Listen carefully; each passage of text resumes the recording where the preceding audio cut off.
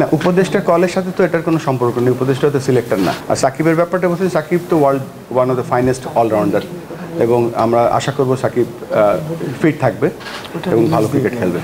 না, উপদেষ্টা কলের সাথে তো এটার কোনো সম্পর্ক নেই। উপদেষ্টা তো সিলেক্টর না।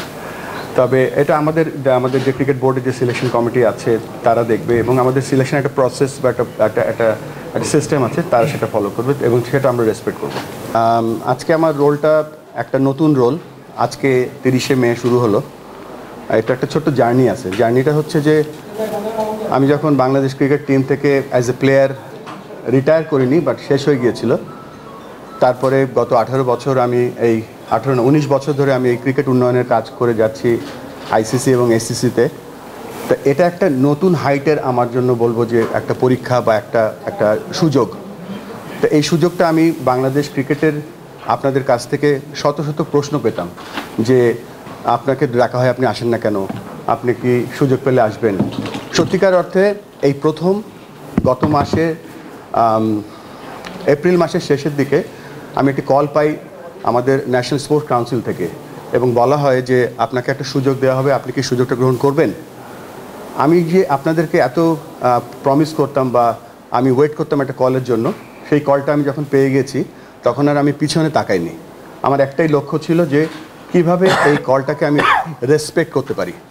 তারপরে পর্যায়ক্রমে আজকে 30শে মে আমাকে আমাদের সম্মানিত ক্রিকেট বোর্ডের ডাইরেক্টররা আমাকে নির্বাচিত করেছেন, এবং আমি এই কলটা পেয়েছিলাম আমাদের সম্মানিত স্পোর্টস উপদেষ্টার কাছ থেকে, এবং আই ওয়াজ অনার্ড যে এরকম একটা কল তিনি আমাকে করেছিলেন।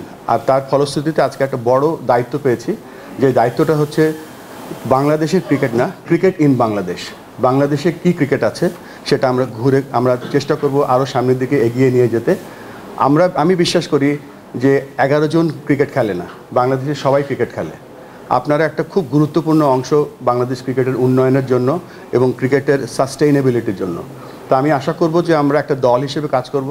আমরা সেটা করে এসেছি বলে আজকে আমরা 25 বছর ধরে টেস্ট খেলছি, আমরা ভালো পারফরমেন্স করছি, আমাদের অনূর্ধ্ব 19 দল বিশ্বকাপ জিতেছে, আমাদের মেয়েদের দল এশিয়া কাপ জিতেছে। আমরা আরও ভালো কিছু আশা করতে পারি, আশা করব, সে পোটেনশিয়াল আমাদের মধ্যে আছে।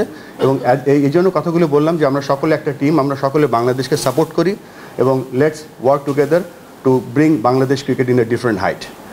আমি আবারও ধন্যবাদ জানাচ্ছি আমাদের বাংলাদেশ ক্রিকেট বোর্ডের সম্মানিত ডাইরেক্টর যারা আমাকে আজকে নির্বাচিত করেছে। এখানে আমি অভিনন্দন জানাচ্ছি। আরও দুজন নির্বাচিত হয়েছেন, বাংলাদেশের দুজন ভাইস প্রেসিডেন্ট, একজন আমার পাশেই বসে আছে ফাহিম সিনহা, আর একজন আজকে খুব গুরুত্বপূর্ণ টাস্ক নিয়ে লাহোরে আছেন ফাহিম ভাই, নাজমুল আবেদিন ফাহিম।